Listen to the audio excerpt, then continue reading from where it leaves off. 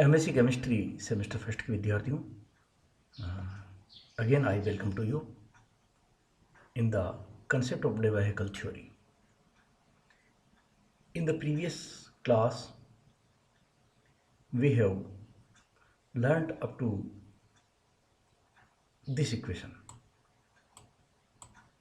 This is psi equal to a into e raised to minus kr upon r plus b e raised to minus kr upon r, where a and b are integral constants.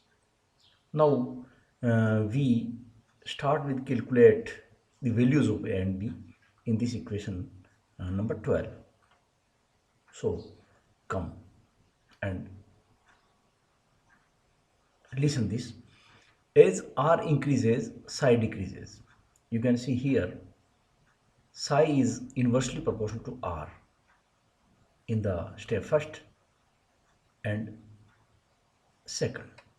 Both of the parts of this equation shows that psi is inversely proportional to 1 upon r.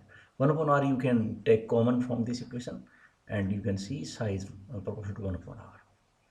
As r increases, psi decreases.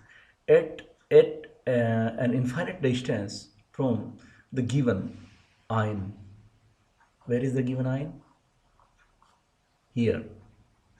Look at here, it is given ion and it is a distance r from this unit volume, and we are putting that the infinite distance from this ion. So at an infinite distance from the given ion, either r psi must be approach to 0. ये बात हम पहले भी कर चुके हैं कि distance अगर इन्फाइनाइट हो जाएगी तो वहाँ पे क्या है, साई की वैल्यू जो होगा electric potential, it must be 0 at infinite distance from the ion a. Constant a and b must be 0, and you can see here that psi is 0 in this relation. The constants a and b must also be 0. We can prove it. Psi is a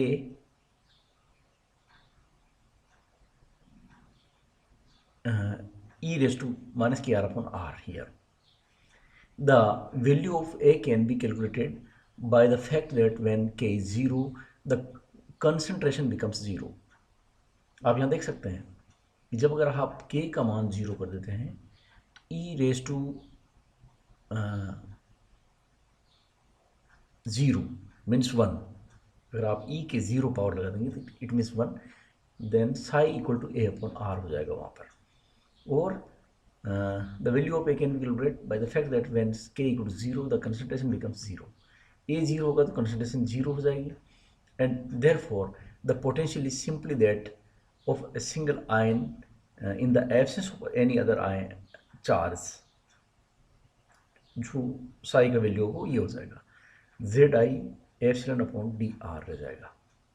हमारी इस equation को ऊपर अगर आप लाते हैं, पॉइसन्स equation को अगर आप देखते हैं तो ZI psi dr, d dielectric constant, r is distance, z is the valency of ith ion, psi is the charge on the ion. तो यहाँ देखिए आप ये बन जाएगा psi equal to ZI epsilon upon dr. Also k equal to 0, therefore equation 13. आप इसमें वापस 13 को देखिए आप कि जब k इक्वल टू 0 हो तो equation 13 becomes psi equal to a upon r, क्योंकि e raise to power 1 equal to 0 होगा. अब देखिए आप eliminating psi between equation 14 15 we obtain. अब 14 15 से हम इस psi को एलिमिनेट कर सकते हैं. तो देखिए आप कैसे कि this much is equal to a upon r.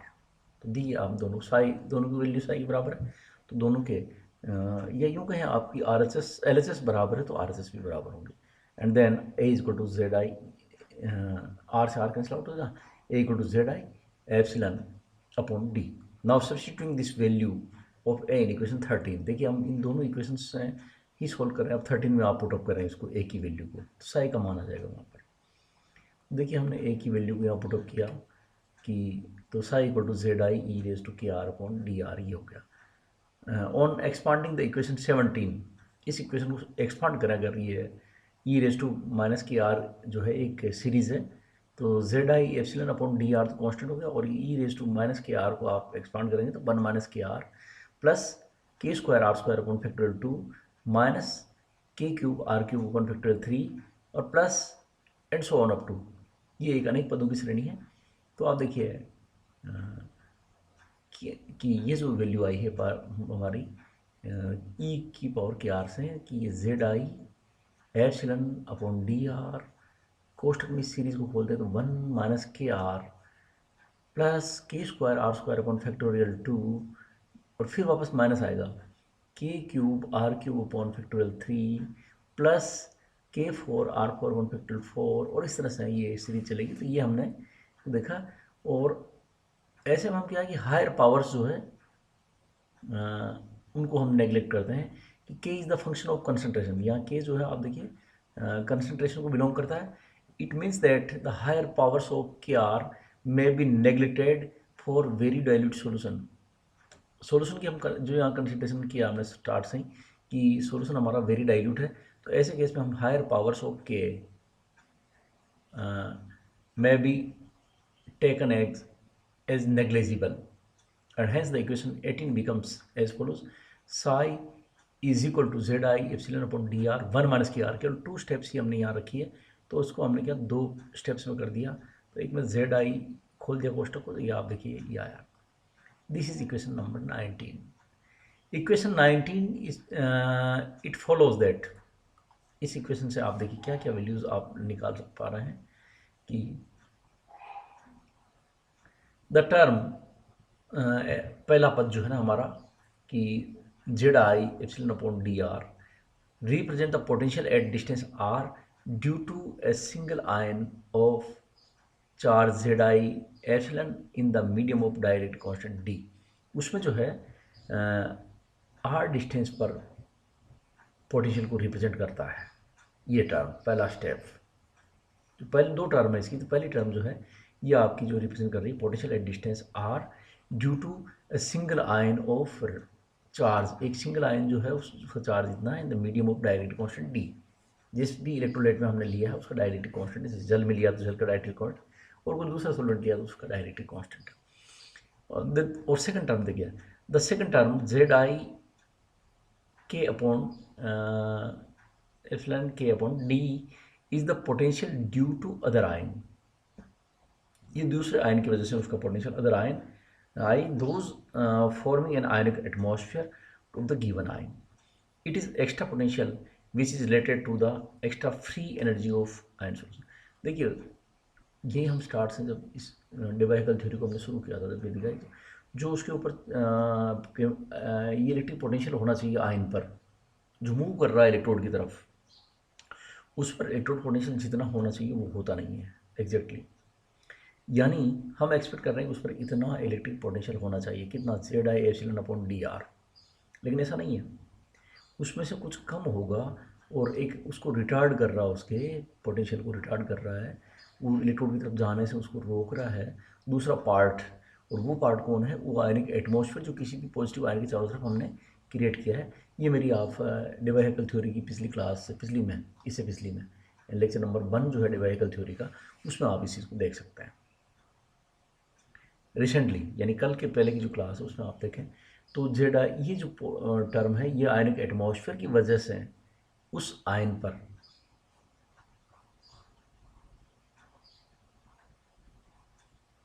इस आयन पर ये यहाँ पर एक आयनिक एटमॉस्फेयर बन रहा है, उस आयनिक एटमॉस्फेयर की वजह से उसका इस आयन का जो इलेक्ट्रोड पोटेंशियल है जाने का जो वैल्यू, जो स्पीड है, जो इसका पोटेंशियल है, उस पोटेंशियल को वो कम कर रहा है, उस पावर को वो कम कर रहा है इलेक्ट्रोड पर जाने को।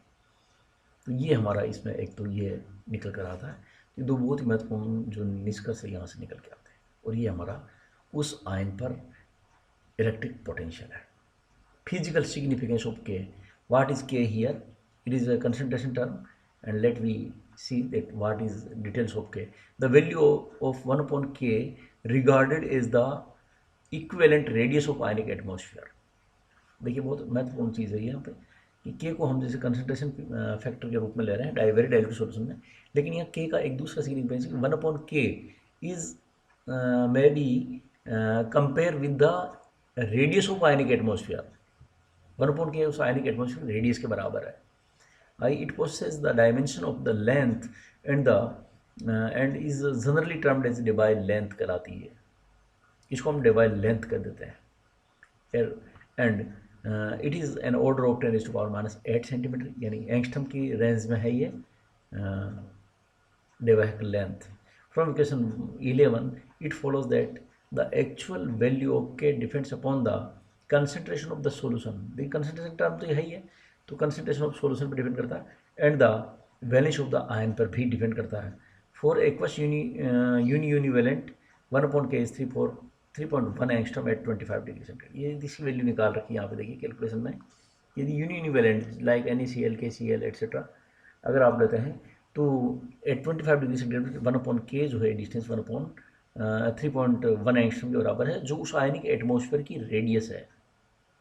वो जो पॉजिटिव आयन के चारों तरफ आयनिक एटमॉस्फेयर बन रहा है इस तरह का, उस रेडियस उसका डायमीटर है ये, उसकी डायमेंशंस है, उसकी रेडियस है, डायमीटर नहीं है, उसकी रेडियस है 1/k। तो 1/k is equal to Debye length which is equal to the, आप कैसे रिप्रेजेंट करेंगे, 1/k is the Debye length which is equal to the radius of ionic atmosphere around the considered ion. और ये इसकी exactly इसकी की जो डिफेंडेंस है वो यहाँ पे दिखा रखी है और एक कैलकुलेशन यहाँ दे रखी है। तो ये फिजिकल सिग्निफिकेंस में आपके के विषय में इतनी बातें जानना चाहिए ज़रूरी। एनर्जी ऑफ चार्ज बॉडी, उसकी एनर्जी निकालें। It can be given as energy of charge body is 1/2 means half into charge into potential. Therefore an ion of charge C is equal to ZI epsilon, ये charge हो गया उसमें क्योंकि ये तो उसकी वैलेंसी और ये उसका चार्ज इलेक्ट्रिक उस पर वो चार्ज है। तो the energy possess by virtue of its ionic atmosphere is given by, तो आयनिक एटमॉस्फेयर द्वारा जो एनर्जी होगी वो कितनी आएगी, E = 1/2 into and this much, इसे मल्टीप्लाई करो, ये उसका चार्ज है तो उससे मल्टीप्लाई कर दो इसको, ये इसका हो गया चार्ज आयन का, and this is equal to 1/2 ZI square epsilon square K/d, where is this term is the potential of due to ionic atmosphere। हम पहले अभी जस्ट कह चुके हैं कि ये पोर्शन जो है ये किसका है, आयनिक एटमॉस्फेयर का है, आयनिक atmosphere of given equation। The corresponding energy for 1 gram mole of ionic obtained is multiplied by the Avogadro number, और इस Avogadro नंबर से आप और मल्टीप्लाई कर दो तो ये 1 मोल पर निकल आएगा, वही यूनिट निकल जाएगी ना पर मोल। जैसे NaCl की बात कर रहे हैं तो 58.5 ग्राम NaCl के लिए एनर्जी निकल आएगी। According to the definition of the chemical potential of particular ion in the ideal solution is given by, ये अब केमिकल पोटेंशियल की डेफिनेशन से हम इसको इनलार्ज कर सकते हैं। तो मैं सोचता हूँ कि इसको आज यहाँ तक रखना चाहिए हमको, ये टर्म यहाँ तक आप इसको करें। Thank you.